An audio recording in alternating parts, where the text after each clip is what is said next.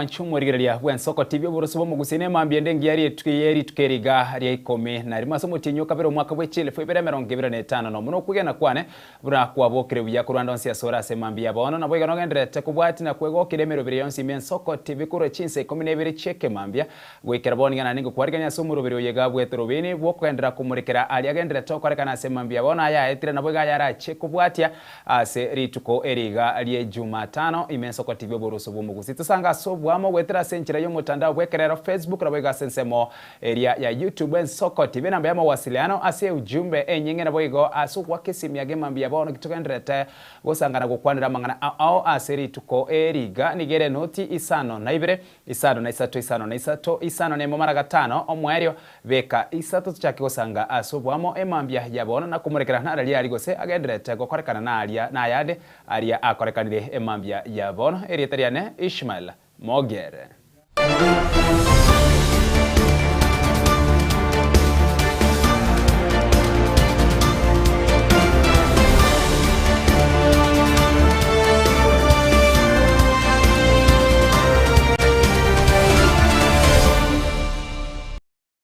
Asobo chakare mambia bano mwancho morigereria emambia yega magega yo mutima ko mutambe korwa omwako weta nigo bono ebunge ya Senate yeranirire bikaro bya yasamaga chi ebunge ya Senate asumucho Nairobi buno muchakano nigo baetirie ogwochorwa kwa ba senator ao abo baguchikurwa bakoreri bwabo asemero biri yebunge ya Senate chinga kechiboigo magega yaba governor korali bunati bari guchegwika bosi we committee ya County Public Accounts and Investment nigo omo senator we county ya Nairobi Edwin Sifuna na ba senator bande baereire alia aberega kogendererwa ase committee yo boigo ayo achori ose ase a committee yo boigo sensemo yobo koreri bwabo kurulitkerimo gochia ase erinde.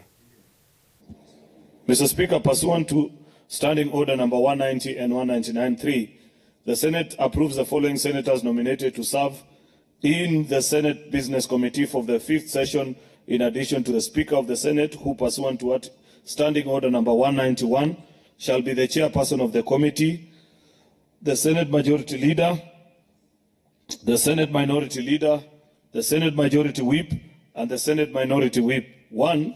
Senator Ali Roba. 2. Senator Fatuma Dulo. 3. Senator Wakili Hilary Sigei. 4. Senator Mohamed Munyihaji Faki. 5. Senator Veronica Maina. 6. Senator Shakila Abdallah. 7. Senator Crystal Asige. Mr. Speaker, this is a rather routine exercise. At the beginning of each session, we nominate our colleagues to serve in the Senate Business Committee, the committee that schedules business to be prosecuted before this House, Mr. Speaker.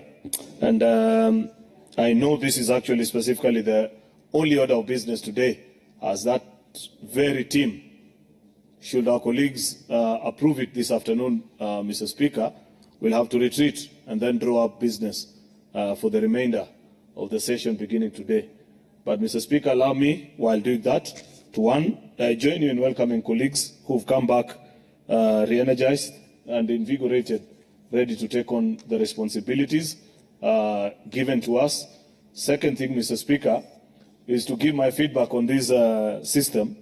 While the tablets look very impressive, Mr. Speaker, I must register concern on the quality of the sound, Mr. Speaker. I don't know if I'm the only one, but I find the sound to be of a poor quality than what we previously had, Mr. Speaker.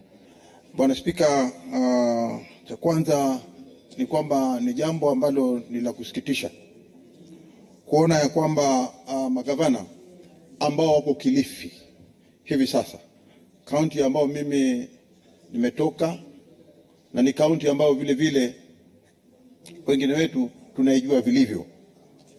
Hivi karibuni ikitajwa Kilifi katika Kenya, watu wanaanza kufikiria mambo mengine ambayo pengine hayaonyeshi sura nzuri, na mojawapo ni hii ya hawa magavana ambao walikuwa huko katika kongamano lao. Bwana Spika, waliosema hayaambatani na vile ambavyo tunawaheshimu kama magavana wetu ambao wanaongoza katika hii kaunti zote 47. Bwana Spika, cha kwanza kusema kwamba wao kuna watu ama kuna maseneta fulani ambao wanawaitisha pesa.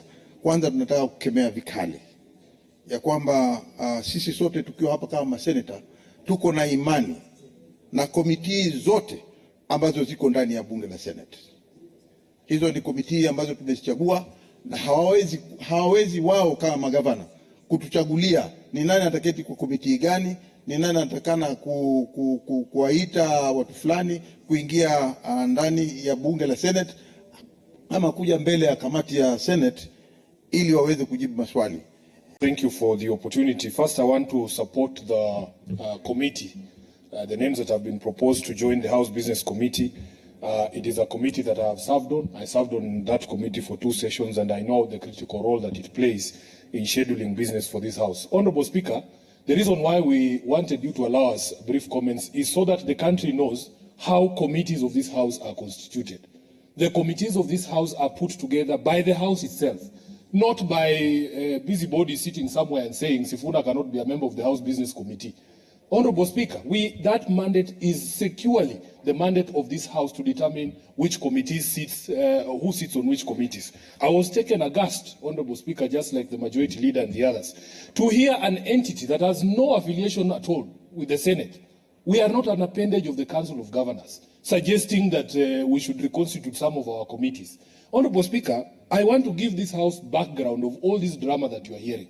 Honorable Speaker, we have a deadline of 31st of March as the Public Accounts Committee to consider all reports. We went to the extent of using resources for this House to publish a list and an invitation to all the county entities to come and appear before us so that they can account for the money that we gave them. Honorable Speaker, when people come before that committee, they are expected to be asked questions and they have to have the right answers. Would you believe it, Honorable Speaker? A county entity comes to the Senate Public Accounts Committee and tells us that the money we have given them for building industrial parks, somebody took 10 million from that kitty and went and held a border event. Then they say we are embarrassing them. Honorable Speaker, Bungoma County came to the Senate Public Accounts Committee and told us that there was somebody who took 4 million shillings to finance our Christmas tree lighting. Speaker, and we are expected to just paper over such issues.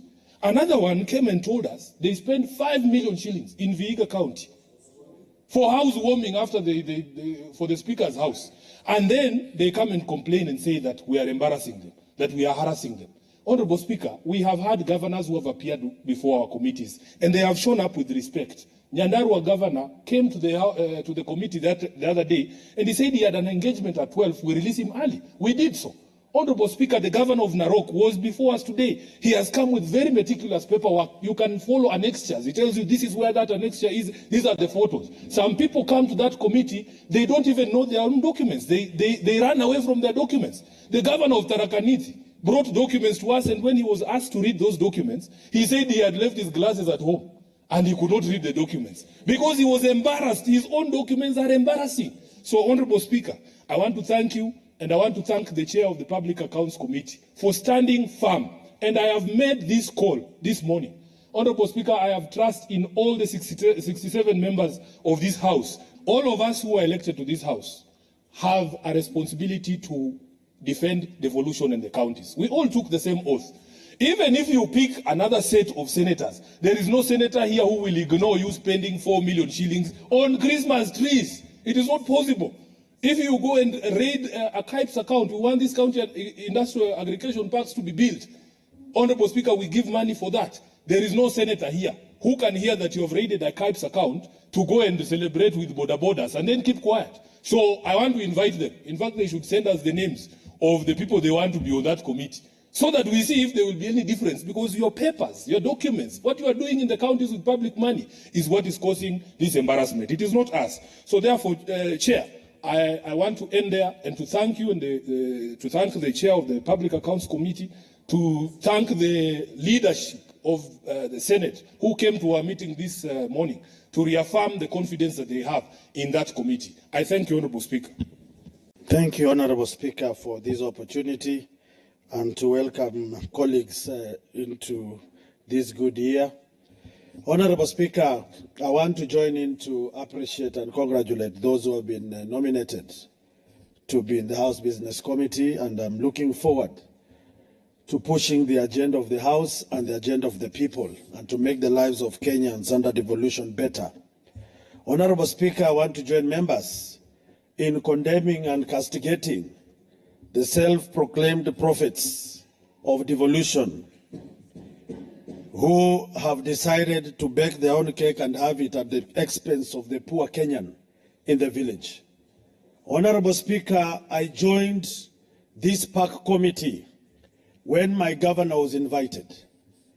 Very many gray areas were raised, and they were murmuring and stammering, not knowing which direction to flee to. Honorable Speaker, even in the same house, in the same committee, they went ahead to procure insurance cover for workers of Bungoma under a company called Britam and some broker. Our patients who are workers in the county suffered for several months without services. Our governor went ahead to assure us that they have brought on board a new insurance company called Jubilee. And when you go to the ground, my good Honorable Speaker, the same insurance company is not delivering to the people of Bungoma. And when you ask, Honorable Speaker, they don't want to appreciate that Kenyans pay taxes and the Senate is there to represent and work for the people. A matter was raised, Honorable Speaker, during that committee about ECD classes. Contractors given contracts, several classes. When you go down to Bungoma, to Mechimeru, to Tongareni Milima, to Bumula, to Kabuchai, to Kandui, classes are not in order. Children are sitting down. Glasses are not there. Ceiling boards are not there. Roofs are leaking. Millions of taxpayers' money can't be accounted for. And they have the audacity to lecture us and tell us what to do. Time is up for Kenyans to know that as much as we want the national government to be accountable, if we want to go to Malaysia, we fix our local devolution programs. We can't go to Singapore when ECD children are starving and yawning and people are taking off with their money. We can't go to where the president wants us to go if vocational training centers have no capitation. They don't have tools and materials. And yet people want to enjoy and ride in flags courtesy of our hard work in the Senate. I want to tell my governor in Bungoma, time is up. You have either to shape up or to ship out. The pursuant to Standing Orders 190 and 199.3, the Senate approves the following senators nominated to serve in the Senate Business Committee for the 5th session, in addition to the Speaker of the Senate, who pursuant to Standing Order 191 shall be the chairperson of the committee, and the Senate Majority Leader, the Senate Minority Leader, the Senate Majority Whip, and the Senate Minority Whip, together with the following honorable senators. 1. Senator Ali Ibrahim Roba, EGH MP. Senator Fatuma Adan Dulo, CBS MP. Senator Wakili Hilary Kiprotich Sigei, CBS MP. Senator Mohamed Munyihaji Faki, CBS MP. Senator Veronica Maina, CBS MP. Senator Shakila Abdallah Mohamed, MP.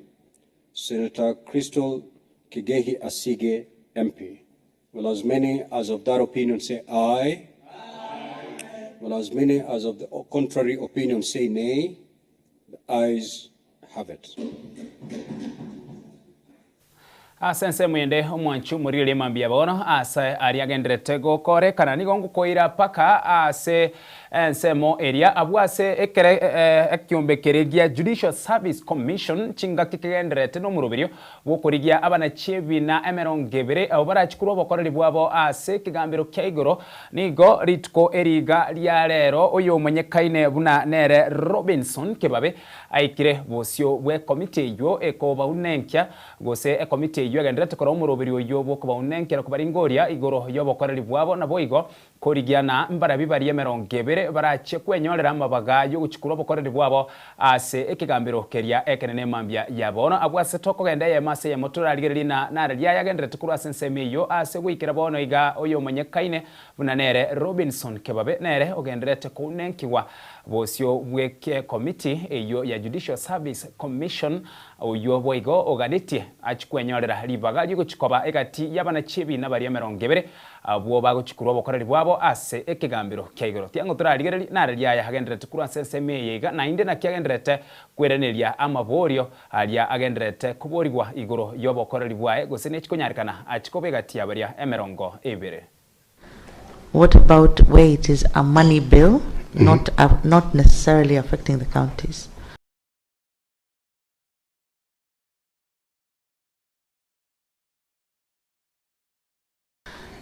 There is a distinction. Money bill will remain. National Assembly Yeah. has the sole discretion. Yeah. Or it's the sole mandate of the National Assembly. That's true. And there are others which must go from the National Assembly to Senate. Yes. Those are the ones you're talking about, the ones affecting counties. Yes. But there are also money bills, what is known as a money bill. Yeah. Can Senate consider money bills? No, that is the preserve of the National Assembly. Okay. Yeah. Thank you. That's all for now. Thank you. Thank you. Thank you, my lady. Good morning once again. Good morning, Commissioner. I have your performance report here from DISPOP. I don't know if you were served a copy. I saw it last evening. So is it accurate? I believe it is. Okay, so you have no complaint, I suppose, because it shows that you are doing well. Okay. Yes, out of the expected 14% of the total work output of the station, you are carrying 15%, which is commendable. That translates to 107% performance at the individual level. Your station has a long way to go when it comes to case clearance rate. Yes. As well as, no, it's doing well in court productivity, but the case clearance rate is rather low. Okay. So maybe that is the area you want to improve on. But that's not what I want to ask you about. I just wanted to mention that you appraised yourself of the last soldier report, I suppose. Yeah, I've looked the at 24-25. Yes. Yes. You are coming from the magistracy. What was the case clearance rate in the magistracy in the last financial year, 24-25?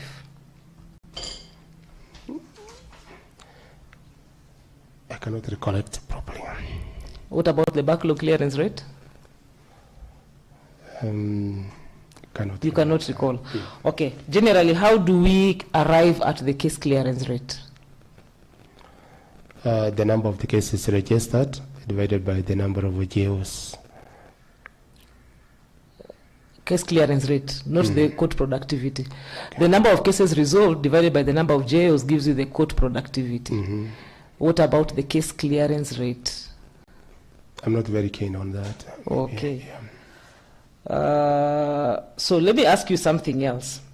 So you have succeeded, you are now a judge, you are posted to the family division, and an applicant comes before you and is seeking a grant ad colligenda bona. Grant ad colligenda bona. Yes. And in the affidavit in support of the petition or the application, they say that the deceased left behind children who need school fees. So they want to access the deceased person's account to be able to pay school fees. What would your determination be? All right. Article Gender Bona is used as an interim for the purpose of school fees, maybe medication. But now, when you're going to give this, you have to cap what they really want for that purpose. And in order to give a general, so that it can work as a general, giving them a leeway to withdraw whatever they want. So you have to cap, depending on what amount of the school fees they need, and then the rest will have to wait for the full grant to be applied for. Okay, you've answered my next question, though you didn't get the first one correct. What I wanted to ask is whether you can use it to consume the entire estate. No, you cannot. What you have said is correct, but ad colligenda bona is not what you apply for when you want to access the accounts. You apply for a special limited grant. Okay. Yes. Thank you, and I wish you well. Thank you, my lady. Thank you. Thank you, Honorable Chair, and welcome again, Mheshimiwa. A few questions from me. I don't know whether you've come across this word, the whole of government approach. The government works as a whole. Okay. Independent and interdependent. Yes. Now, from this perspective, how should the judiciary relate with the executive and parliament? Okay. The first thing I have to say here is we have three arms of government which are separate. But the separation is not absolute. They have to check and balances are there. So it's not completely that they are independent, they work without interactions with the other institutions. When you look at NCAJ provisions in the Constitution, it encompasses that we have to work in cooperation with the other institutions. So what my take would be that it's not complete separate, but we have to interact with each other while maintaining our independence, each maintaining their own independence. How does the judiciary, at what point does the judiciary interact with the parliament, for example? One, at the time of allocation of resources, because the parliament sort of oversees the monies that have been given to the judiciary. And number two, when we are talking about the Auditor General also, we haven't interacted with them because they have to see how we have used the funds that were given to the judiciary. So that's how checks and balance comes in, especially between the judiciary and the legislature. Yes. Okay, that's correct. Now, who oversights the judiciary, or how is the judiciary oversighted? Oversight of the judiciary. I want to think of the following. Number one is by the Constitution itself. It provides that the powers or the authority that the judiciary is exercising has been donated to it by the people of Kenya. If they have been donated to it, then they have to work for the public interest. So that's one way. And also, under the Constitution, we have the principles under Article number 10. They also require whatever you do, you have to follow those principles. Those principles have been given by the Kenyan people in the Constitution. So basically, under that article, under Article 159, and Article number 10, Article number 159, even Article number 160 or 66, when you are dealing with this exercise, it is because the public have given this responsibility to the judiciary. The second way they do it is by the Judicial Service Commission.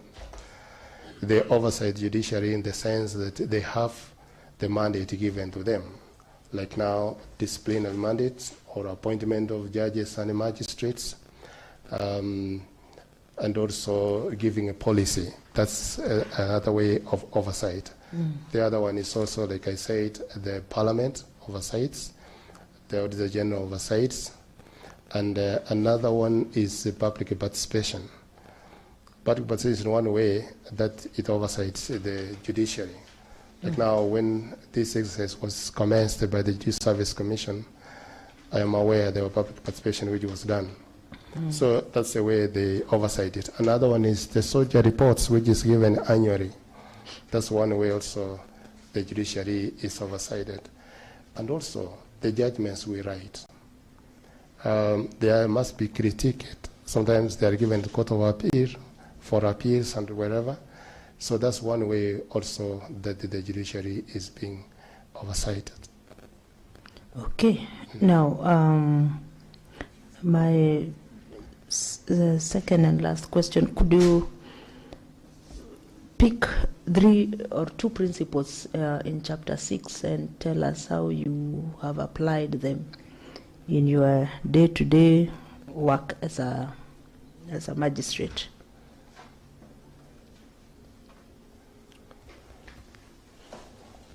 First of all, could you name the principles? What are the principles in chapter 6?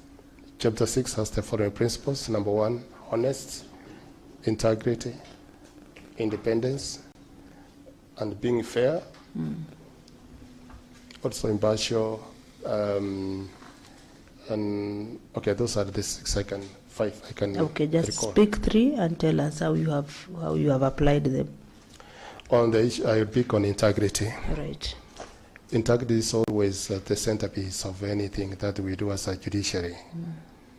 I've maintained the issue of integrity in the way I handle my matters. This one can be demonstrated by maybe if there are any reports maybe which is against me. I believe there isn't, because I've never gotten any report on the issue of integrity. If we go back to 2014, when we had vetting of the judges with the new constitution, I had no issues of integrity, and the recommendation by that board at that time, because I sat at one sitting, I did not, and I went through. They recommended that this person appears having high integrity, good oral and communication skills. Those were the comments made by that. And I remember the Chief Justice retired, Tanzania, saying, you write well, we understand what you do. Most of our, this is the words he said, most of our magistrates don't read this much. That's what they commented. So you have good integrity. And in any event, I've never received anything about the integrity. Another issue, the courts that I've worked, we have integrity committee teams where we have to sit and see whether there are issues of integrity. The other issue is about impartial. Impartial, this relates to conflict of interest, for example. When I'm handling my matters, I must make sure that I remain impartial in the way I'm handling my matters. Sometimes it happens, for example, you are in court and your classmates are there, they're submitting. I have to be very careful the way I'm handling my matters. Okay. And the issues of independence, I do handle my matters, judgments, writings, proceedings. And by the way, before I even forget, I do type my proceedings. And this has given me leverage on, I take leverage of technology, because immediately I type my proceedings, I'm able to publish them on the CTS. So even if today one could click and see, you'll get all those proceedings in the CTS. So the issue of independence, I am not under the influence of anybody within the judiciary or outside in the way I handle my matters. Not even my family members know the cases are handled in the court. Okay, very well, Mheshimiwa. I wish you all the best. Thank you. Thank you, Honorable CJ. Mheshimiwa, I have a few questions for you. Yes, Commissioner. How would you deal with members of your team that do not seem to be pulling their weight, and in return they keep pulling down the performance of the station? Okay.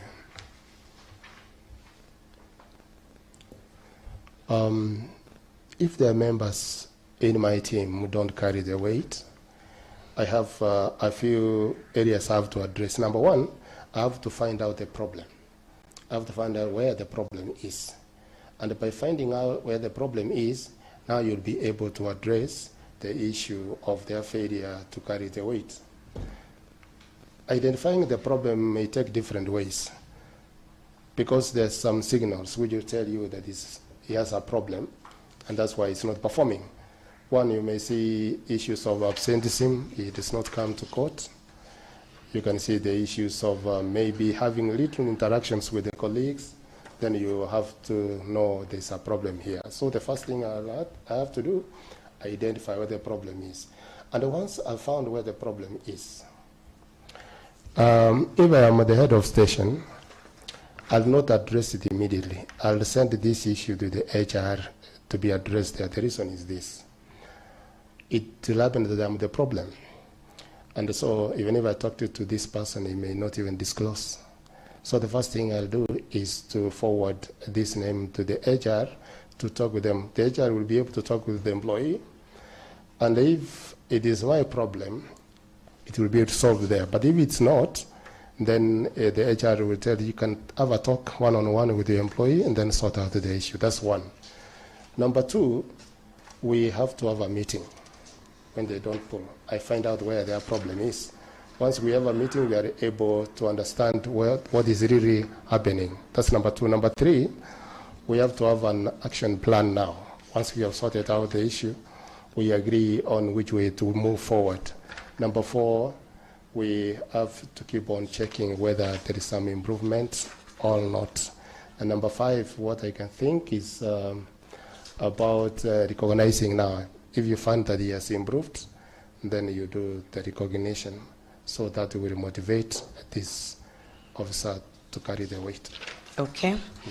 If you're successful in this bid, you know that the biggest asset in any institution is the people, yes, the human resource. Yes. So if you're successful, you'll be in charge of a team, and you'll be in charge of managing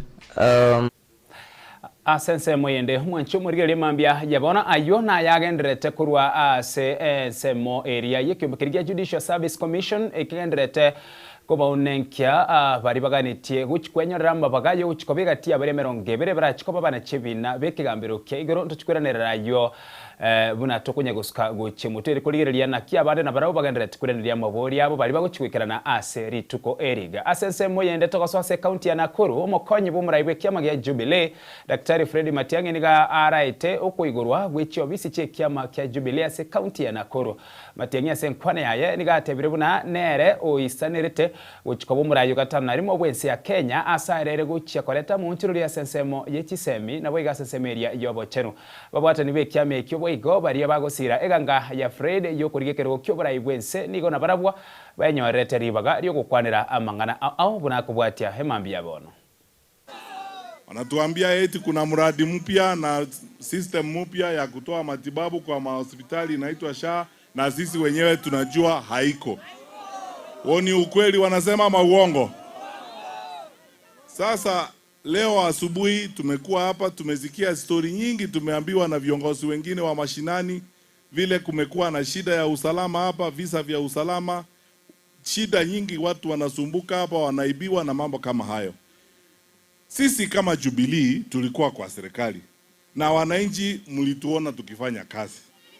Tulisafisha mambo ya elimu, tulitengeneza mambo ya afya. Hata wale vijana ambao mlizungumza hapa kusema tukiingia kwa serikali turudishe Linda Mama, mimi nataka kuhakikishia tutarudisha Linda Mama. Nataka kuhakikishia kwamba tutasafisha elimu hii tena, sekta hii ya elimu, ili wazazi, walimu na wanafunzi tena wafurahie mfumo wa elimu, tukae tukienda mbele. Kwa hivyo sisi tunajua yale ambayo yanatakikana kufanywa. Sisi si wageni kwa serikali, tumekuwa kwa serikali, tuna ujuzi wa kupanga mambo ya nchi yetu, tujipange tuendelee mbele. Nimekuja kuwaomba tafadhali wananchi, tujiunge sisi wote pamoja, tuchukue kura, tuwe tayari mwaka ujao Mungu akitujalia, tubadilishe uongozi wa nchi. Nani anakubaliana na mimi? Asante sana. Ndio tunawaambia hawa wangwana, sio chuki, sio vitina, sio kitu kingine, ni kazi wameshindwa kufanya. Na sisi tunajua kufanya kazi, si tuingie tufanye hiyo kazi. Sawa. Mimi nataka kuomba tafadhali, sisi wote, na nimekuja hapa ndio kwa maneno ya Jubilee, tumefungua ofisi ya Jubilee, tunataka wanachama waingie Jubilee, lakini pia tuko katika United Opposition sisi sote tukiwa pamoja. Na wale ndugu zangu wengine na dada, Mheshimiwa Kashawa, Mheshimiwa Kalonzo Musyoka, Mama Martha Karua, Eugene Wamalwa na Tembea, au wote wananchi tunawahakikishia tunataka kutembea pamoja. Ama hamtaki tutembee pamoja? Mnataka tutembee pamoja? Nionyeshe kwa mkono tena wale mnataka tutembee pamoja. Asante. Tutaenda pamoja hata mwisho wa mwezi huu, tutarudi hapa tena tukiwa sote pamoja kufanya mkutano. United Opposition ni kama boma. Kuna nyumba moja hapo ya DCP, nyumba ya Jubilee, nyumba ya PLP, nyumba ya DAPK, nyumba ya Wiper, lakini sisi zote ni boma moja na tunaangalia upande moja na mlengo wetu ni mmoja wa kuleta mabadiliko katika Jamhuri ya Kenya. Mwisho, na waomba tafadhali ndugu na dada, tuungane. Nakuru hii ndiyo picha kamili ya Kenya. Tukae kwa umoja na mapenzi na tuhakikishe kwamba hata tukifanya siasa, tufanye siasa ya kuheshimiana, siasa ya kujenga nchi yetu na siasa ya kudumisha amani. Wangapi wanakubaliana na mimi tufanye hivyo? Asante sana. Ninawashukuru kwa mapenzi yenu na mambo yote mmetuambia tumeyachukulia kwa dhati kabisa, na majaliwa ya Mwenyezi Mungu tutakutana tena sasa kuweka mikakati. Hawa ambao wanagombea uchaguzi kwa viti vya Jubilee, ninawahakikishia vile wenzangu wamesema, tutafanya uteuzi wa amani na tutahakikisha kwamba it's fair, na candidates wale ambao watachaguliwa na wananchi ndio watagombea viti kwa tikiti yetu. Alafu sisi sote tutakaa pamoja tuchenge taifa letu.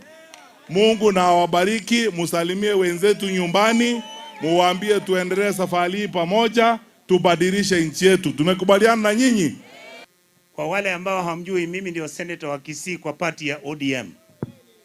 ODM ile ya kina Babu, ile ya Sifuna, ile ya Matiang'i. Hapo ndio sisi iko. Na tumewaambia wale wanataka kukula chama cha Raila, kama mnapenda William Ruto, wacheni na ODM, enda UDA. Sindio? I want to say this, Your Excellency. It's been a wonderful day for me. Because we were worried, watu wa Nakuru watasema nini?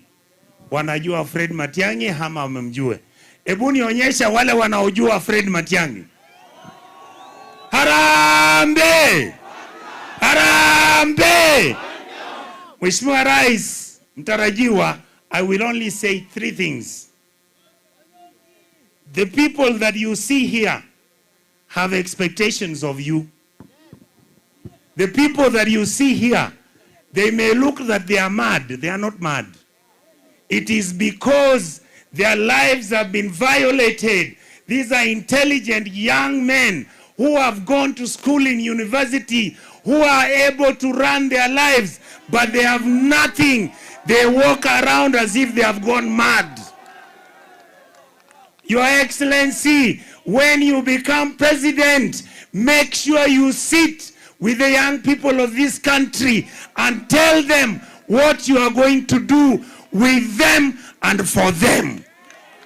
Your Excellency, when you become president of my country, Kenya, don't kill young people for no reason. Or for whatever reason, don't kill anybody. Your Excellency, I've watched you. You are not power hungry. You are not money hungry. Please, when you become president, don't steal our money. Don't steal. You know, William Ruto thinks all of us are stupid. Every week, 10 billion. Next week, 20 billion. Eurobond, 165 billion. They are buying helicopters. They are flying around with 16 Land Cruiser VXS. They are buying houses. Wamechukua shamba hapa ya Pyrethrum Board Nakuru. Wamechukua shamba ya ADC Farm Kitale. Wamechukua shamba kule Masaini ambao ni ya Wakuria. Anaiba shamba kule huko Lamu na Kilifi. Ameiba shamba mpaka kwa Wataita. Your Excellency President William Ruto, how much land can you steal? How much land can you take? Thank you. Tulieni, hakuna shida hapo. Now, I want to say this. Thank you. Sorry, it's okay. It's all right. It's all right. It's a snake. It's okay. Haitauma mtu pole. Asante. Hiyo imetumwa na Kasongo. Imetumwa na Kasongo. Asante. So kumalizia, nataka niwaambie hivi. I plead with you, the people of Nakuru. Niliona juzi, ngawa tumekuwa tukidisagree na Susan Kihika. Alikuwa analima nani wa Munyoro. I want the governor of Nakuru County to know this. When an injustice is laid on one of your opponents, you have to wait to see when the same injustice is laid on you, so that you can understand that you must protect Gachagua to come here, you must protect Fred Matiang'i to come here, you must protect Kalonzo to come here, you must protect Eugene to come here, you must protect Natembea to come here. I want to assure you that hiyo nomination tutafanya ya chama chetu cha Jubilee, ile mambo tunasikia ati certificates zinauzwa kwa Jubilee, I want to assure you it will be free and fair, and it does not matter ati tunajuana na bwana Fred Matiang'i, itakuwa free and fair. Hiyo vyo ndivyo tutafanya nomination ya chama cha Jubilee. Hiyo nasema nikiwa director wa elections. Ile kitu ya pili ningependa kusema ni vile mimi nafurahi vile Nakuru tumejipanga na tumejitokeza kwa wingi kwa hii rally yetu kubwa, na hata pale tutaenda kwa town kufanya roadshow kidogo. Tuseme hii chama chetu ni chama ambacho kilikuwa kimeunda serikali ya Jubilee, na huwezi kuunda serikali chama chako kikiwa ni cha regional. Ours is a national party, and we are going to have Jubilee as the biggest national party once again. Our presidential candidate ni Dr. Fred Matiang'i. Na vile mmeambiwa na SG wetu, ingawaje tuko kwa Azimio, our presidential candidate is Dr. Fred Matiang'i. He is the one we shall be giving the certificate as the candidate wa chama cha Jubilee. Chama cha Jubilee. The fact that we have Azimio, mkumbuke hata hiyo wakati mwingine, sisi ni watu wa Jubilee, candidate wetu ni Dr. Fred Matiang'i. Ndio sababu tumekuja hapa Nakuru ili tueleze watu wetu wa Nakuru, this is our first rally, tutafanya rally mingi sana, na tuwaeleza watu wetu kwamba our candidate without any equivocation is Dr. Fred Matiang'i. Watu wa Nakuru, once again, asanteni sana, Mungu awabariki. Na ningependa tu nikiketi niambie wale asensemo yendo mwancho morirerie mambia bono eturetia ba governor nigo bono baganirie boigo kuruberia guchekomerana no monogeri bwe senator Amason King kubwatikana ne bikoro ebyo byo gosabwaria kiekero baganiri gwika bosio bwe committee bunge ya Senate ya County Public Accounts and Investment erikuringwerirwa iguru yobokoreri bwabo no butumeki bw'ikibesa ase county asenkwana yabo nigo barere buna obisi yo munyekero bwe committee eyo boigo mo senator bwe county Mabei Moses Kajwang nigo ebwateranirie nebikorwa ebyo asebono balire eira yogucha go asebono balire eira yogucha kwendekina nkomira na bare no monogeri bwe bunge area ya Senate erikugaya na mangana yo ase obwagari tigango turarigeriana enkwana yabonererie ye asema byeyiga. I also want to make it very clear that governors are not running away from accountability, and they are not running away from fiducial responsibility as chief executives of counties. We have raised serious issues as a body that is constituted in law. A senator even said the Council of Governors is illegal. That senator has not read the Intergovernmental Relations Act and our intergovernmental laws on our intergovernmental relations architecture. The Senate, the summit and the Council of Governors are bodies created by law under the Intergovernmental Relations Act. They exist by virtue of law. We've been accused of suspending the Constitution. No, we're not suspending our Constitution. Yes, we respect Senate's role in oversight. All we're saying is it must be exercised responsibly. And it doesn't help to call out only the chair of council or whatever. Last night I received all manner of calls and threats. You know, I'm a pastoralist. Where I come from, we die of all manner of things, even including stray bullets. So it doesn't help to threaten me with jail and stuff like that. No. We have raised issues, we want the issues addressed. And those threats I got last night are a continuation of the intimidation and harassment that we spoke of. My position as chair is a position of trust of my colleagues. I will represent them at all costs. In fact, funny enough, a majority of the senators that governors are complaining about are in ODM. And even that also is so sad, because somebody invoked Baba's name. Baba would have been a very sad man today to know that a majority of the senators being accused of harassing, extorting governors are actually no DM. So who's desecrating the constitution more? Me, who's raising the issue on behalf of governors, or those doing it? We've been told also that the oversight meetings have a constitutional deadline and we're running away from the deadline. No. I've already written to the Speaker. Let him convene the meeting soon as possible to address the issues we have raised. And if our issues are raised, we'll continue to appear. So the ball is in the court of Senate.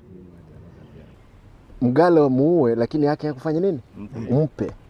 Mahali tumefanya, tunafanya. Lakini kuna watu wazuri katika seneti hili. Kuna maseneta ambao wako na nidhamu. Yeah. Wengine wanaokota ni pesa wanataka wakufanyia kampeni ya ugavana.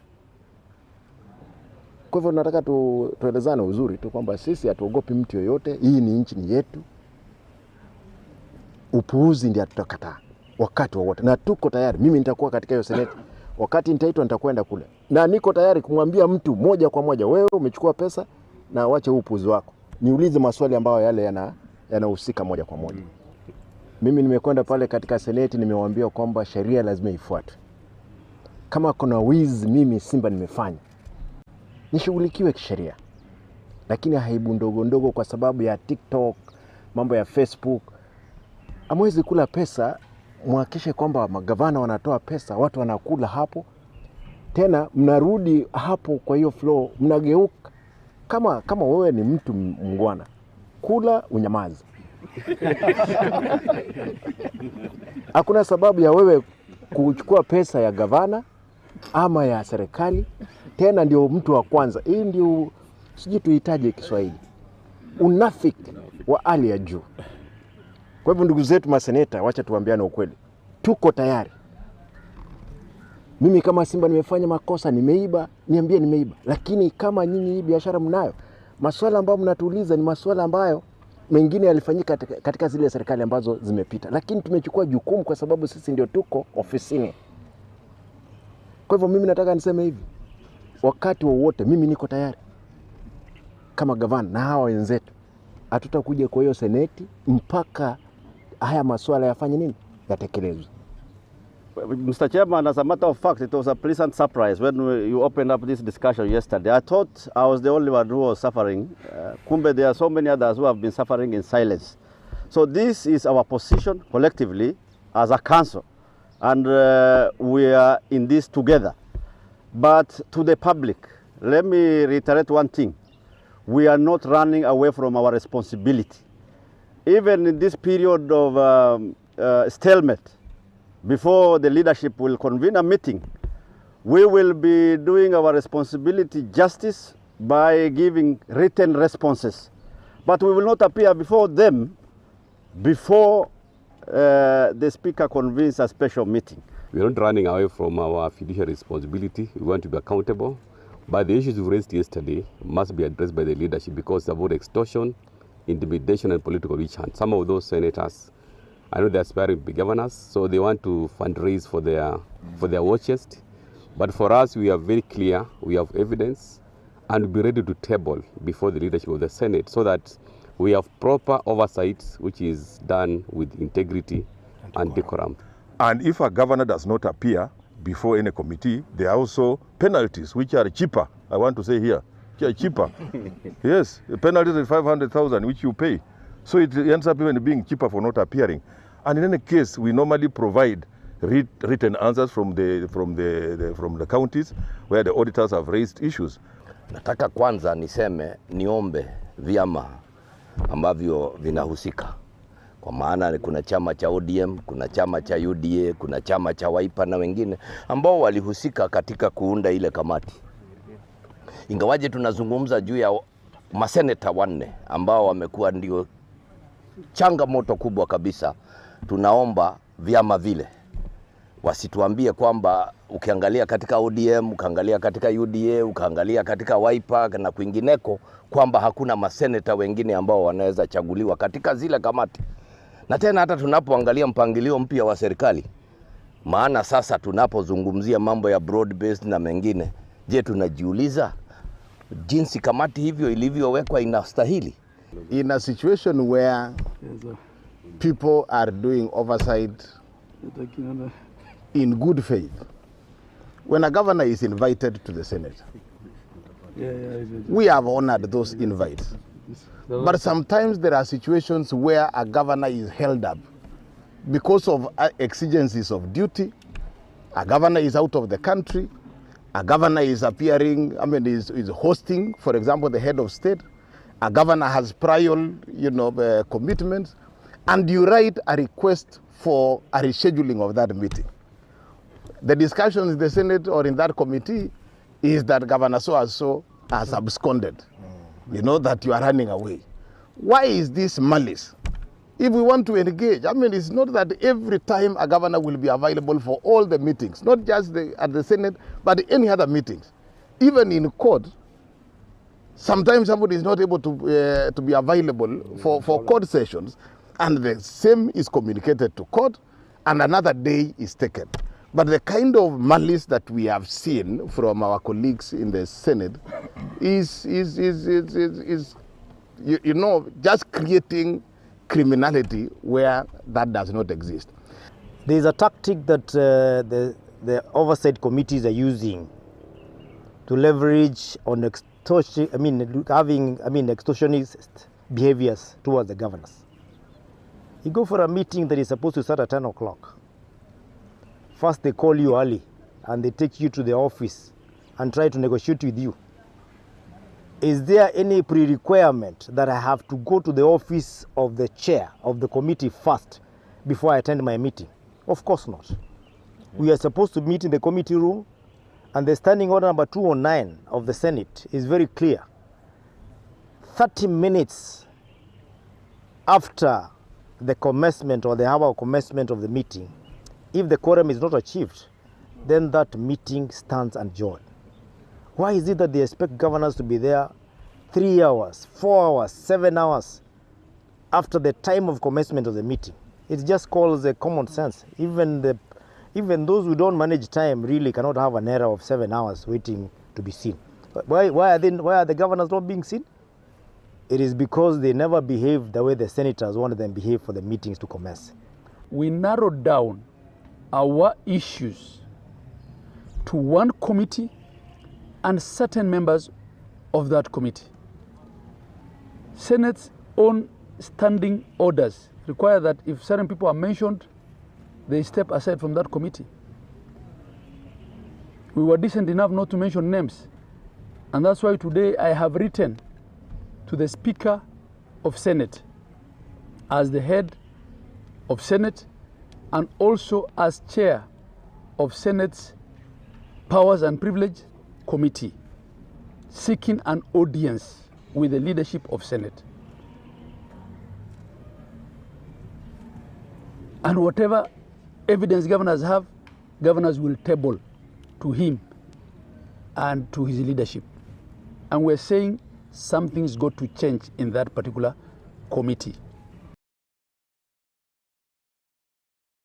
Chidai kanisa twegore chinsa isando chebona mambi men soko TV boreso mugusimbia mono asoko chore soko TV mambia yabona na boye kwendera kubwatia alionsia agendreto kore kane mambi yiga na mono asumurubiri yiga Etorobini bina tugendreto kusanga subamo ase mambi yiga komorekera na boye ko yaretera ase enchira ere yobwagara sabona nigo tukorasio mirichiduka na nyuma yayo ninginane na yanda mange toskare ne TV yago gendera gotengera kwera nande magega yechi dakika chinke.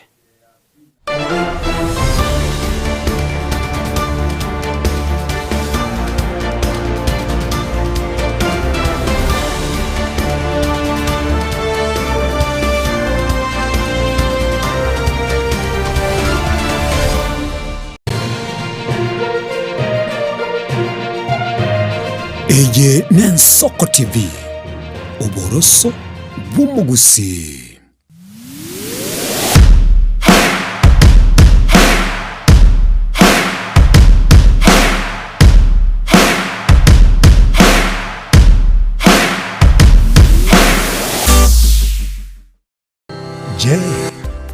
kufanya kazi ughaibuni? Mwakala wa ALM tutakuwezesha kutimiza ndoto yako. Tunatoa ajira katika nyanja mbalimbali kwenye mataifa ya Qatar, Milki za Kiarabu, Saudia, Bahrain, bara Europa, miongoni mwa mengine. We are legally registered by the National Employment Authorities and we are licensed to do manpower recruitment for different countries. Currently we are reaching companies in UAE, in Qatar, Russia, and we are hoping to enlarge our boundaries. Kwa maelezo zaidi, wasiliana nasi kwa nambari 0721151500 au 0729690571 au unaweza kutembelea katika ofisi zetu zilizopo jijini Nairobi katika jumba la Delta House, orofa ya pili, chumba nambari 204 katika barabara ya University Way. Tupigie simu utimize ndoto yako ya ng'ambo. Karibuni sana.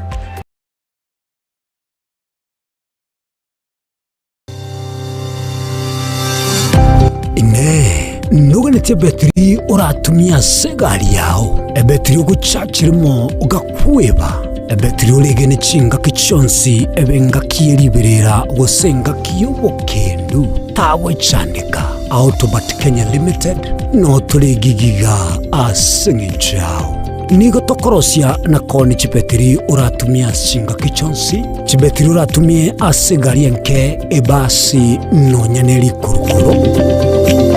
Tunapopitia pale kwa gari yako tutahakikisha tumeweka na tumekupimia charging system ya gari na pia tumekupimia battery na kila kitu itakuwa iko sawa. Alright. Sasa na ikileta shida kabla hii warranty ishe itakuwa namna gani? Ikikusumbua kabla ya warranty utakuja, alafu tukishaiangalia tutakupatia battery ya kushikilia tukiendelea kuangalia yako. Talia yoka na battery yechinguru. Battery ya Autobat ni battery ambayo ni spill proof. Kumaanisha hiyo battery haimwagi acid ile ambayo iko ndani. Hiyo battery imetengenezwa na calcium. Kama vile tunajua calcium hainanga water loss. Kumaanisha sasa hiyo battery hakuna wakati ambayo inakauka hiyo acid. Asamange twakirisimi namba 0739697855. Kwa wale watu wa kuja mstatiwa, wachana na battery kama hizi. Tumia Autobat. Battery ni Autobat.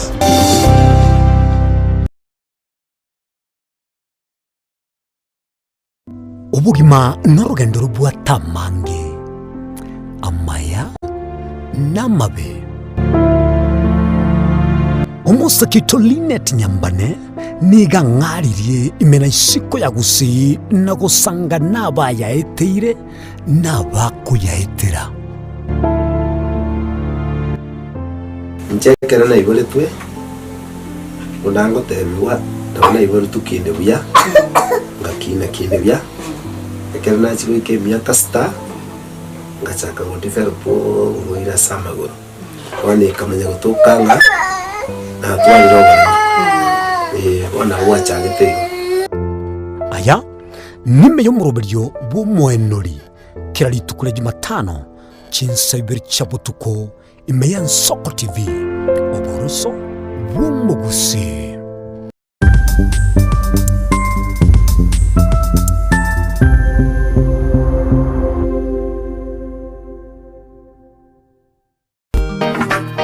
Maumifunga bwato moyo nyiwete ngatindi monto chereye nkaro mororo asamaria tabakondo kama taifa 254 inde imeya Soko TV oboroso bumugusi.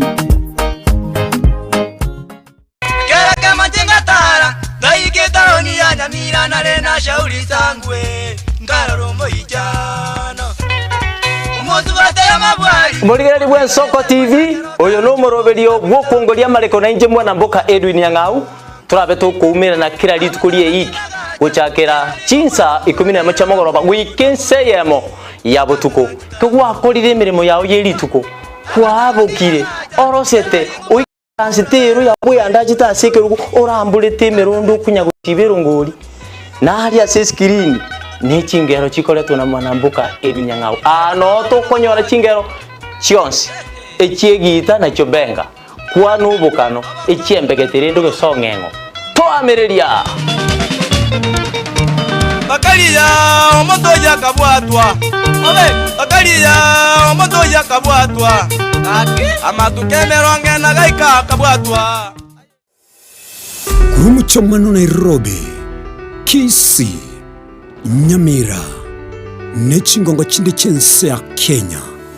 Abariki baitomba bakorentera mangana magia asenchira y'obuikirano. Emanya mange na boigo bwatira n'Ensoko TV koigeka chingenjo cy'omugusi. Ensoko TV, uburuso bw'omugusi.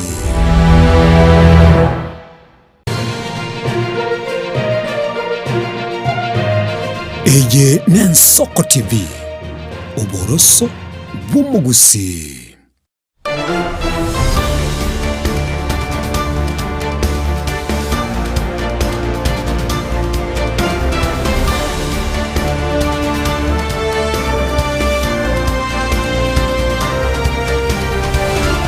Ino mwanchumo rigereria asensemo eyega yede yakabire magega yoko nyoro mutimo komo keto endere kwimanya yagendere tokoreka ne mambia ya voro magega yoko ngusana egati yo mwegisa mikyo kore county ya Machakos asekioko abere ga kago sabe ngeri ya milioni 19 echo aganirwa kano magega yoko roba kore guchese county ya Machakos korende tanya konyoro bwene bwaye nigegati abara ikurwa se county ya Machakos besokire na kugikeria obraiwe county yo ase ogotobwa tukebitoke byasa mikioko abarayabo nigo bamukira mu governor wa Vinyandeti ase ogosie kamato igoro yengani yo buna bakoerera.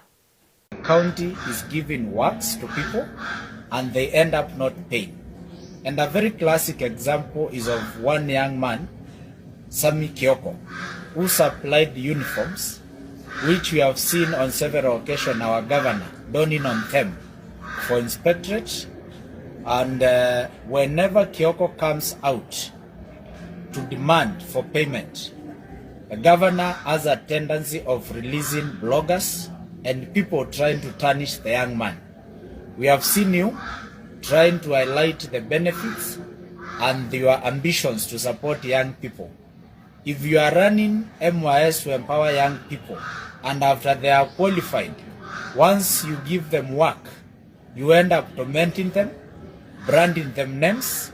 We want to demand that Governor of Machakos addresses the issue of Sami Kioko and the lady so that we can see a stop to what is happening. Omubunge bwensemu ya bunge ya Kiharu nini Nyoro nigomiranire na gokoregi karo na abakenya bamenyete inse ime yense ya United Kingdom asege kare kyoko sanga nigo bakwanire amangana yo abwatikaine na abakenya bamenyete isko yense koikikeni bo yabo ime gocha Kenya asebo igo aya bwatikaine no bwonchiriria abo ayiba kubasangire ase obwagare na boigo gukwanira igoro y'oburayi bwa bono na mono ase obokoreri boli bogendere tukurugwa ne serikali ya Kenya Kwanza. The Kenyan community and diaspora in the UK, led by all our leaders, especially my colleague here, Councillor Kimani, Councillor hapa UK. Watu ni maajabu sana. Madam Janet, of course Modoni, our pastor, and all the other leaders, including the sponsors. Good evening. Habari zenu? Buyamuri? Buyamuri naende? Moriega?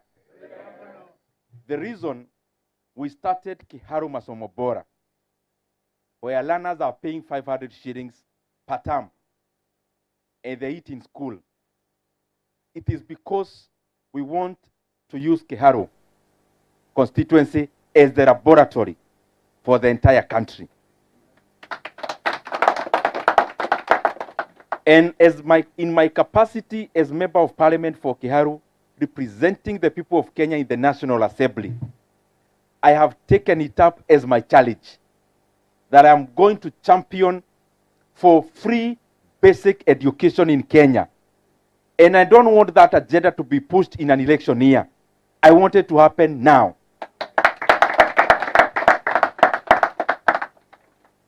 And I've been saying, and I want to repeat, I don't even want to throw this ball to anyone, leaders who are in higher positions than myself. I also want to be part of the solution. And what I've been proposing is very simple.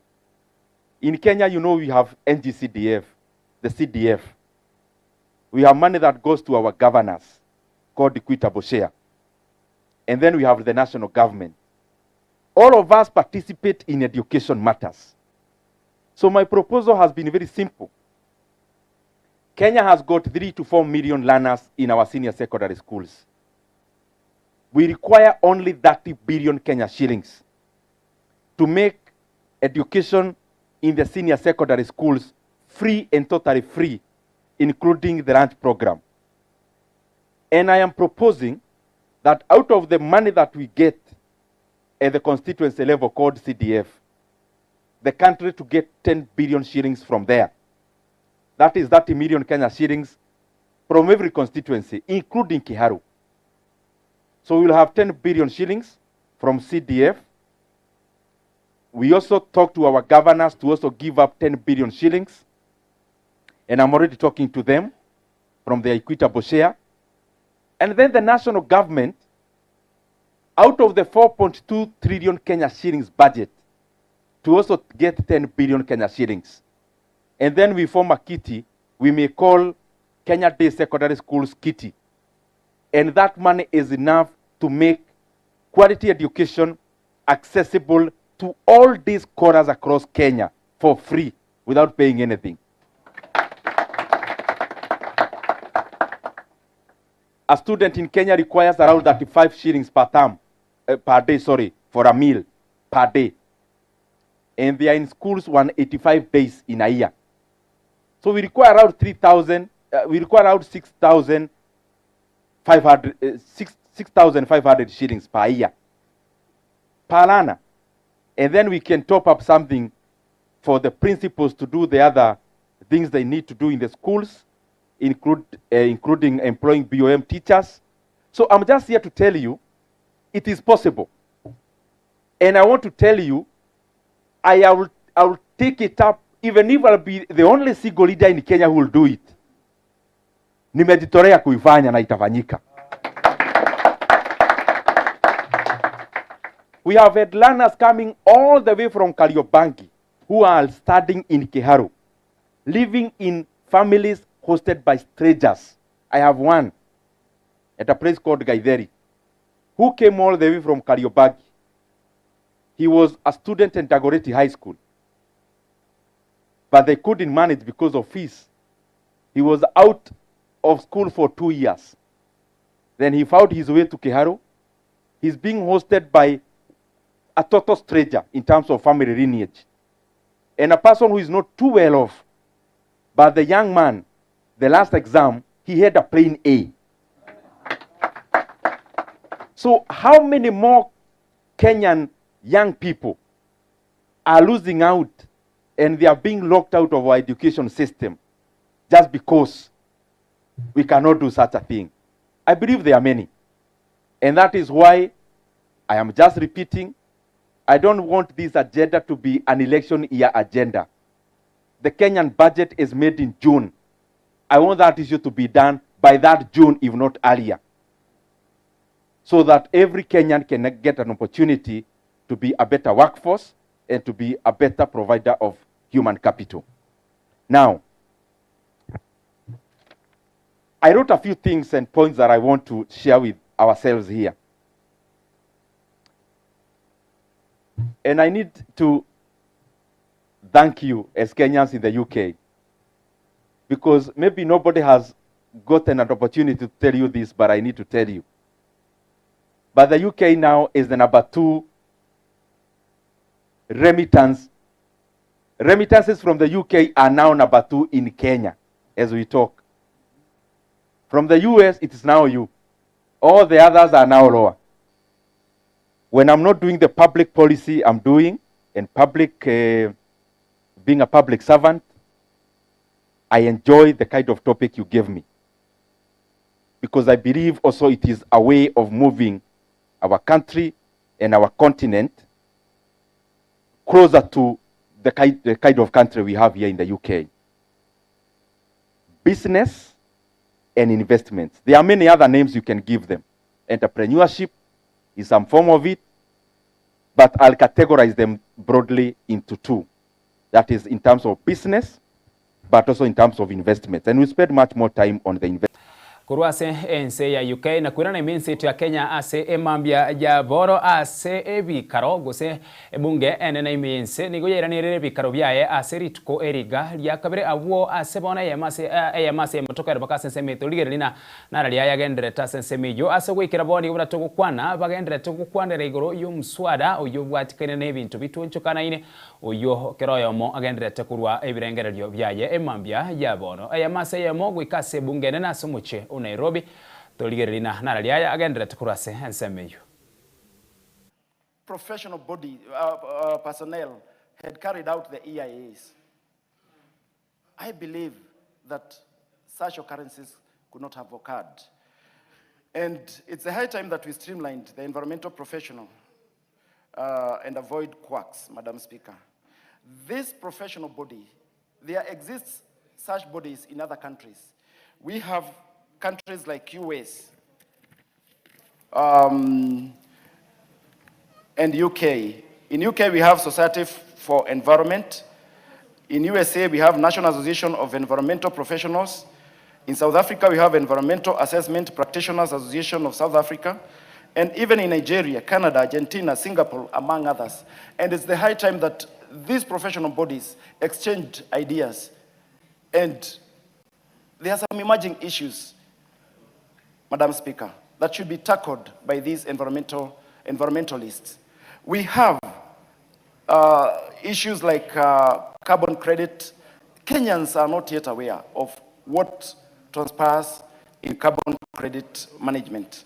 We have loss of biodiversity and disruption of biodiversity, loss of species, climate change. These issues will be well tackled if we have a professional body that is concerned about environment.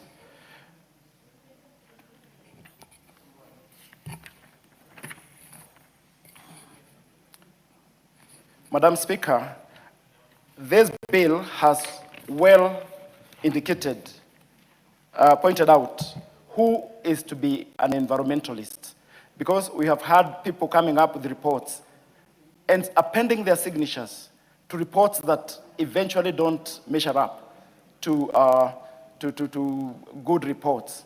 Madam Speaker, with this one, we'll make sure that the body will make sure that whoever is practicing environmental studies and reports is a bona fide environmentalist.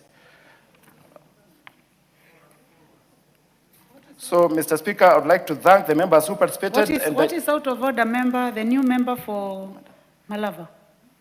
David Ndakwa. You have hit the intervention button. The member for... Is there anything out of order? You may stand.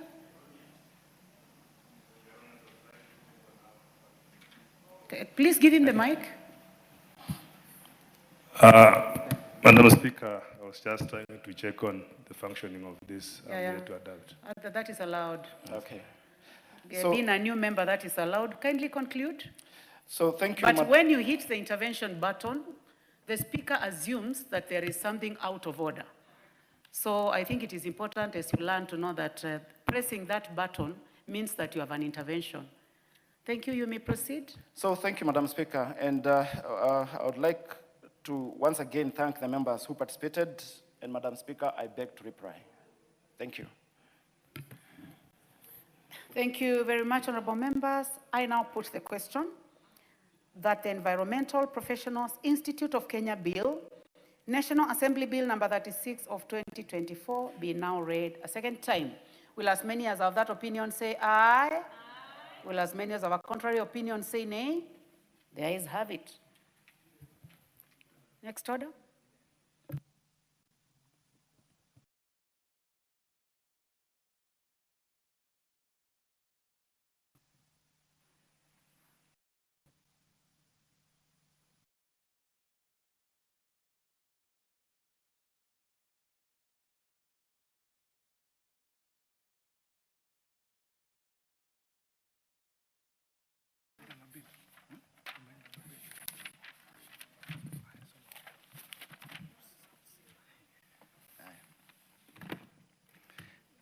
A bill for an act of parliament to provide for the establishment of the Environmental Professionals Institute of Kenya, to provide for the registration, licensing, and regulation of the standards and practice of environmental professionals and for connected purposes.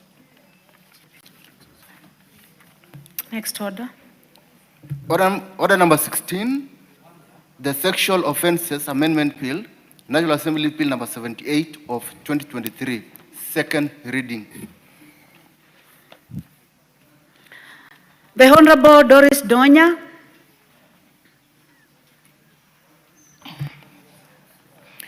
Thank you, Madam Speaker. I beg to move the Sexual Offences Amendment Bill 2023, National Assembly number 78, to be read the second time.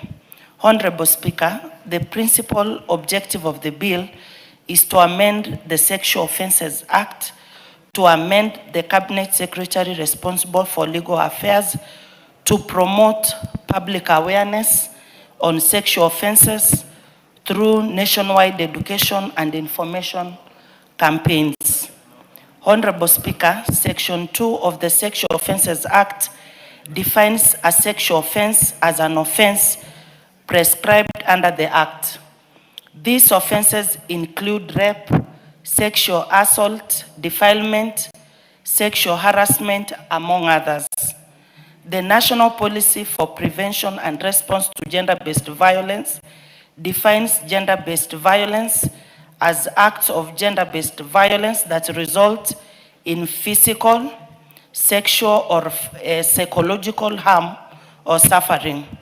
Therefore, sexual offences are considered to be acts of gender-based violence, which are serious, far-reaching negative offences, effects including psychological trauma, social stigmatization, infections, and unwanted pregnancies. Madam Speaker, why I'm having this bill on awareness and advocacy is because if we don't teach the masses or the public about these offenses, they will continue recurring, such that if they are given the knowledge on how they should carry themselves, we will have a safer society, Madam Speaker. For example, if we have more campaigns on sexual offenses, we will definitely teach on prevention, because if the law is spelled out clearly, many people might abide by it, hence making a safer society for our young girls, even the women. We will also, Madam Speaker, be encouraging the community to be up in response. When the community is aware of these offenses, when they hear of such acts, they will be the first ones in reporting these offenses. They can either report to the chiefs, to the police, or even to any administrator around, Madam Speaker. Lately, in our villages, we have the community health promoters. If this information, Madam Speaker, reaches out to the community health promoters, they will definitely be spreading the messages on the sexual offenses, hence reaching deeper into the villages. There's a time, Madam Speaker, where I'm so interested about the awareness. You find that sometimes when the girls are defiled, the first thing, Madam Speaker, the parents tell the girls is that please go and shower so that we go and see the doctor. Disadvantage of this, Madam Speaker, is when the girls, for example, anyone who has been defiled takes a shower, you definitely, Madam Speaker, interfere with the evidence. When you go to the hospital, you will be told, it seems everything is okay. But this, when we have no evidence, Madam Speaker, definitely there is no case. So when we have our children, the community, having sensitized on the, having this information, we will then offer justice, Madam Speaker, to the victims. We also, why I'm advocating in this bill on the awareness and advocacy, we have the bystanders intervention. These ones, there are those when they've heard of this, maybe you report, you are storing to someone, you are saying, oh, yesterday in this village, such and such a thing happened. Tugutigana nayo agendere tukurase ebunge nene emase yamoni gotokwenda gwikase county ya Mombasa abwo asebono igabuna tugendere tukukwana egikaro kyuburaibwa ODM obwo hose ase ensemeri manyekena National Executive Committee nigo egikare kikenderete kurawo nomurayi bwekyamekyo Oburu Oginga ase county ya Nairobi asabagenderete kukwanira amangana ao ayuarengete ekyamekyo emambia ya bono na kirebya ya masa yemo togende bakase county ya Mombasa iritoligere na raliaya agendera tikura sensemeyo na inde ase enkwana yomurayi bwekyamekyo neriliye mambia ya bono oyibono ogenderete gukwana thank all of you for having conferred to me this heavy responsibility of being the party leader of ODM. I am fully aware that this process was initiated by this committee of the National Executive Committee. And I know that the confidence you gave to me, you knew was not easy. But I will try my best. I will work with all of you, and we shall try our best to move on and promote our party from strength to strength. Our party must keep on growing from strength to strength, and we are not going to go back. I also want to take this opportunity to thank all of you for having done this immediately after the loss of our great party leader, Honorable Raila Amolo Odinga. That was my brother, that was my friend, that was my comrade, that was my confidant, and I still don't even feel that he is not there. I feel so hurt, but all the same, we have to continue, life must continue, and in his honor, I will do my best until I go to the grave. I would also like to mention that when our departed leader left us, he left us in somewhere. He did not leave us in the air. He left us on some ground. And this ground where he left us was called broad-based government. And in this broad-based government, we have our partners who are older. Those are our partners with whom he left us. And we are continuing to plow and work hard to fulfill the commitments and the arrangements which brought us together. And one of them is implementation of the 10-point agenda, which we must follow meticulously and make sure that they are implemented to the letter as agreed. This is one of the things we agreed, but as a party, we have also agreed in the previous Central Committee meetings and also in our National Delegates Conference. We agreed that as a party, we are not in a hurry to say 1 term, we are not in a hurry to say 2 term, we are strengthening our party to prepare ourselves for negotiations. First, we start with our current partners, and as we move on, if we don't agree, we move on to discuss with other formations which are there, or if there is no agreement with any, we go it alone as ODM. I think that is the position of the party, and I'm very happy with it. That is what we have been pursuing, even though some members and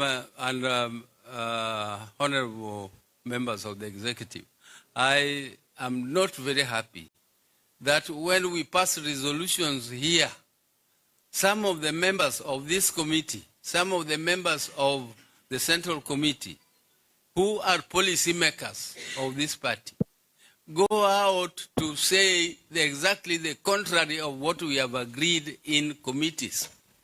It is okay if other members of our party exercise democratic right to say what they like. But really it is not right for me as a party leader to go out and shout what was not agreed and what is my own personal view, and I go and say that it is my democratic right. If it is your democratic right, then there is chaos in the country. We cannot, democracy does not mean chaos. Democracy must have some discipline.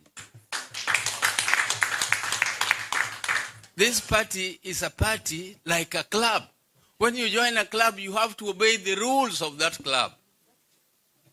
You cannot disobey the rules of the club and you continue to pride yourself that I am the party leader of ODM and yet I contradict everything that ODM is saying officially. If you have anything that you agree with or you disagree with, this is a forum for you as a NEC. Raise those issues here. Let members decide. But once the members have decided, if you are in minority, the minority will have their right to say and the majority will have their way. That is the principle of democracy. The minority have a right to say and the majority have their way. That is why you do elections. If you are in minority, you follow what the majority have decided. That is the cardinal principle of democracy, which I want our party to adhere to, and I'm very disappointed sometimes. We just come here, we agree, and then when we go out, we say something else. I hope some of these issues will be discussed, and I hope that our party will continue to be strong, and I also want to condemn a trend which I have noticed recently. That is the interference of other parties in our party affairs. This thing called Azimio. We are the Azimio. The majority, the strongest party in Azimio was ourselves as ODM. There is nobody who can make a decision in Azimio without concurrence of ODM. And you cannot purport to appoint a new leader of Azimio, excluding and bypassing this party called ODM. If the ODM has not agreed, then there is nothing like a resolution of Azimio. And in fact, Azimio was dead when ODM left it. We left it a long time ago. It is only a formality which we have not performed and which we are going to perform very soon. We are going to exit that moribund organization called Azimio. So somebody should not be floating something which is moribund, he knows he is dead, and you are raising the dead from the grave. We are going asense mwende mwancho mwarigere tukura naso omucho yego Nairobi muraiwe kyama gya DCP Rigathi Gachagua nigagaendere gukwanira igoro yobokorari bwabarayi bakurwa kisemo cya Northeastern. Gachagua kwana nabariki bamangana mayani gobo igo akwanira igoro yobokorari bwa serikali asenga kiye umurakera ochakire kororekana kisemo aomono ensemo ya Northeastern.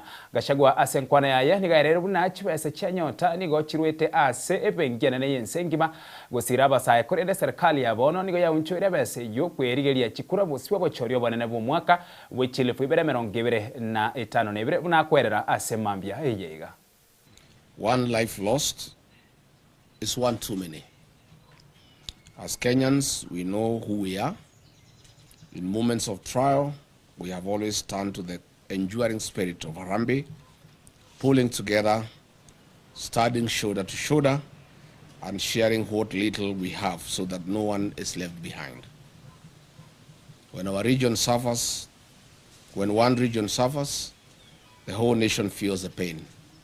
When one child goes hungry, it diminishes us all. This is why we must rise together under the simple but powerful call of Kenyans for Kenya. A reminder that our strength has never been in division, but in unity, compassion, and collective responsibility. Kenya is now facing a deepening drought and food security crisis that warrants urgent national attention. Current assessments indicate that about 3.3 million people are already experiencing high levels of acute food insecurity, a figure projected to rise as below average rains, rising temperatures, and declining harvests continue to strain livelihoods. As of December 2025, the crisis was particularly severe among the most vulnerable, with more than 741,000 children under the age of 5 years, acutely malnourished, and over 109,000 pregnant and lactating women in need of treatment, underscoring the scale of humanitarian emergency. Further, water stress has emerged as one of the harshest realities. Women and children bear the greatest burden, walking long distances, missing school, and facing increased risks of disease and malnutrition. This suffering is especially painful as it unfolds against the backdrop of Ramadani, when many families already fasting for faith now endure hunger and thirst imposed by circumstances. In light of these realities, William Ruto must declare the drought in northern Kenya a national disaster. Such a declaration will unlock the scale of national and international response required to save lives, protect livelihoods, and restore dignity of the Kenyan people. Before a drought reaches the emergency phase, a responsible leadership does preparedness. With 3 failed rain seasons, what was expected? Building of water ponds, dams, and allocation of emergency funds in time to those in need. In a meeting yesterday, the government, in a typical knee-jerk reaction, allocated 4 billion Kenya shillings to 23 ASAL counties. This translates to approximately 173 million per county, allocated to 3.3 million Kenyans who are affected. This translates to 1,200 Kenya shillings per person. These funds are way below the minimum food basket recommended by the United Nations to approximately Kenya shillings 2,700 per person in the rural areas. In an expose recently, the Office of the Deputy President spent 338 million on private jets, chartered airplanes, and choppers.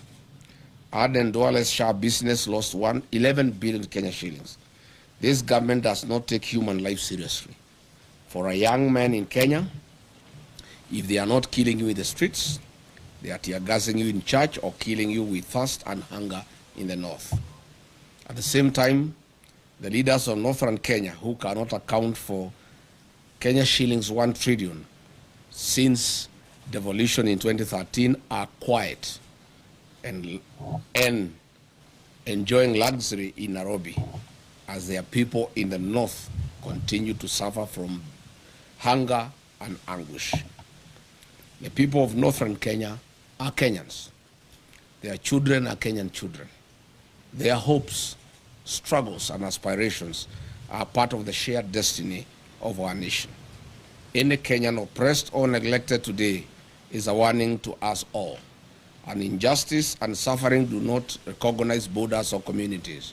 We are and must remain one for all and all for one. Let this be the moment we reclaim the best of who we are, a people who do not turn away from hardship, but who meet it together with courage, with compassion, and with the unbreakable spirit of a nation that refuses to abandon its own. The spirit of Harambee must guide us. As President William Ruto tours the food insecure and water-stressed north from tomorrow to disperse the Nyota cash in Wajir, Mandera, and Garissa this week, he should know that life is more important and people are at the verge of hunger and death. In any case, the whole essence of touring the north is little on Nyota program, but to sanitize the corrupt leaders who have failed the people of northern Kenya. Furthermore, the Nyota program is a World Bank program happening in other African countries like Angola, Mozambique, Nigeria, Senegal, Benin, Togo. Yet we have not seen their presidents turn this into re-election campaign rallies across their countries. As a DCP party that is built on the philosophy of listening to the people, Kenyans have sent us overwhelming questions and concerns about the North and promises made by one William Ruto. Mr. William Ruto, as you go to dance on the podiums in the North, do not forget to tell the people of the North why only less than 35% of the population have access to basic clean and safe drinking water compared to the national average of about 68%. The North, too, are Kenyans. Mr. William Ruto, in the North, over 850,000 school-going children did not attend school last year, and the same for this year. Mr. William Ruto, the schools in the North have no classrooms, no laboratories, no teachers. Children standing at the trees. Does this prick your humanity, if at all any is left as you head to the North? Mr. William Ruto, health in the North is just as bad. In Mandera County, half of all women give birth at home without a nurse or a medical doctor. Only 6% of children aged 12 to 23 months are fully vaccinated. I do not know whether you understand what this means to the future of the North and Kenya. Garissa County records the highest maternal deaths in the country, with 247 women per every 1,000 dying during childbirth. Your closest friend and partner, Aden Duale, is the CS for Health, and he comes from Garissa. Tell him to explain this phenomena to the people of Garissa and the North. You should also explain why you don't ask him these hard questions. Mr. President, in Wajir County, 90% of the population lives in extreme poverty, the highest in Kenya. Marsabit records 85.8%, while Mandera, Isiolo, and Garissa each have over 77% of their people struggling to survive. These are not just numbers. They are mothers dying, children going hungry, and families suffering every day. And because, William Ruto, you are part of the mess in the North, through lies and fake promises, please, before you make other promises starting tomorrow, note that the promises you have made to the North in the last 3 years are running into trillions of shillings burdened in lies. We take the trouble to remind you some of them.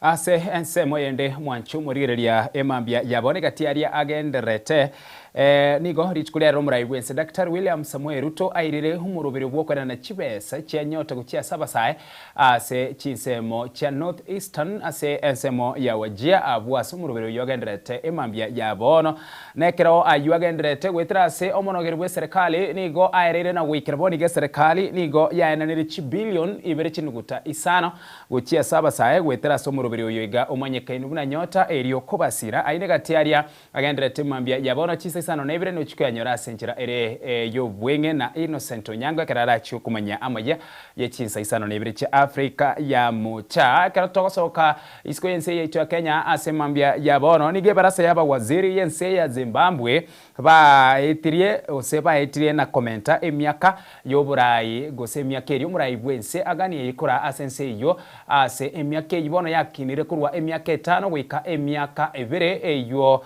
bono gochia koirera omurai obono uyore ase ekerogo kyoburai bwense omanyekene buna Emerson Mnangagwa guchekoba obesi goika omwaka bwechile fuibere na emerongo etatu igo haina rangendera tukuru ase enseria ya Zimbabwe abu ase ebarasa y'abawaziri mambia ya bono bakwanere baetirie na bono yabere lichiko abo bono ase emyakeria omurai bwense aganire kuri ase ense ya Zimbabwe yamentere kuri emyaka 5 wiki emyaka 5 na ebere na bono eye nigo egochia kwerera omurai bono omanyekene buna Emerson Mnangagwa gochia kura ense yo korwa bono gwika omwaka bwechile fuibere na merongo etatu ayo na yarisko yense ya Kenya nekerokeri umurubiria ko murai bwense agendera tukuru umurubiri bwokwena na chibesa chenyota saba sa ensensemo ya Northeastern uyo no muwaziri bwa mangana abwatikana no bonchenu mienseto ya Kenya manyekene buna Aden Duale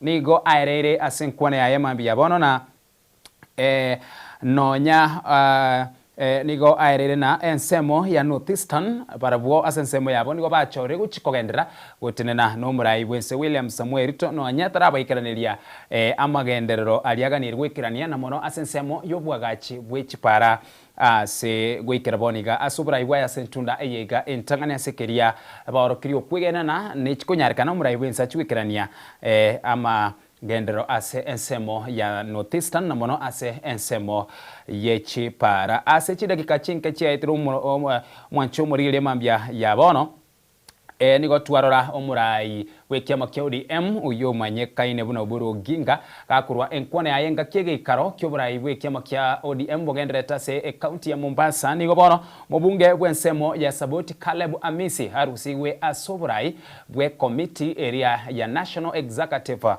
Committee yoburai wekiama kia ODM asege karikyo kendereta kogendererwa ase county ya Mombasa gekurwa numrai wekiama ekyo Oburu Oginga igo ainaro agendere tokorekana ekerokeria ayanda mange aganyire achie koenanwa gosuchukwe manya mange na wetara sege karekeiga ritukoria lero ine naraliaya arachie gwesokia gwesena naraliaya arachie gokorekana la korende asebono kerigia korekanire asobwanga mono imambia bono kerina mobunge bwensemo ya Saboti Caleb Amisi nigarusiwe asoburai wekia makiodium bwa National Executive Committee ase egekare kyo kianek kyo kagenderete kyo kiarawa no murai wekiama kyo Oburu Oginga na boigo aso gukorera emambia ya bono ase mambia yugukira rega niga abantu batana no mubasiririe obugima ensemo yebara yepara ya Kirinyaga muchoyo Nairobi magega ye nyumba gose egoroba yagenderete kwagachwa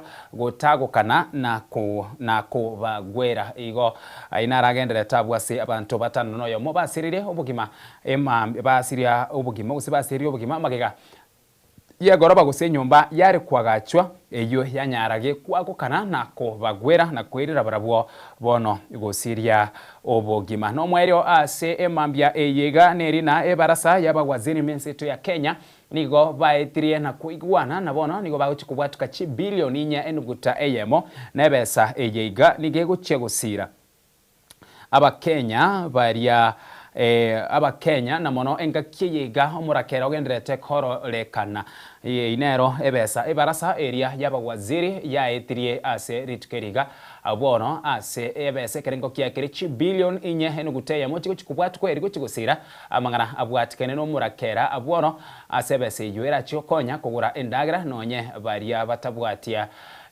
endagra nabo gasensemo area ya mache sengi chinga kero murakera gocha igo amache gwikabure igemeretina ebese yiga nere guchikonya gwikirani na kuruwa bokora lirkwene kina umurake engakiye yo murakera abakenya nkonyora barendagira amo na mache nebinto byogutumeke ngakiyega umurakera ogenderete kororokana ase chinsemo na mona sensemeria ya Northeastern engana yo boigo egendere ya singiretwe na boigo mokonyi bomurai bwense Professor Kidure Kindiki aine gatiaria agendere tokorekana mambia ya bono gendera kubwatia meruberio ya tigira se rituko lya lero imensoko TV buruso bwomugusina mono chinsa isano nebere Innocent Unyango na chigo koretera maya senchira yobwenge buna basaki baito bagendera tukoyarigania ase omubaso obono ngokoganeri omubaso muyagwika area nkyo tumira namaye ase enchira yobwekera nwense yamo nechinsa isato cha botuko ereteriane Ishmael Mogere nakoganirie omubaso omuya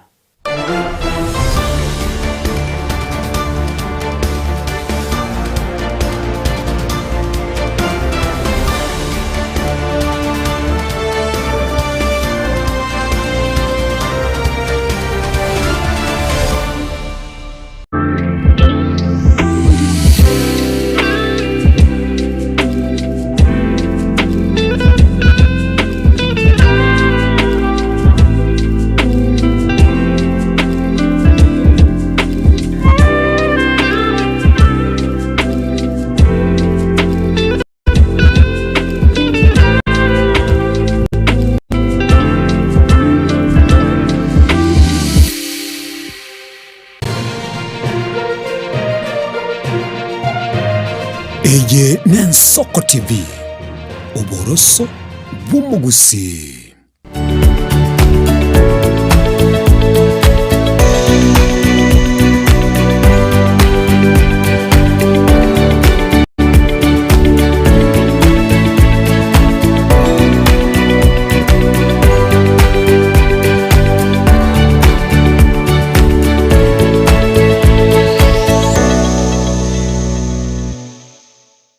Onye kubwa teribolyo obosemia gusekero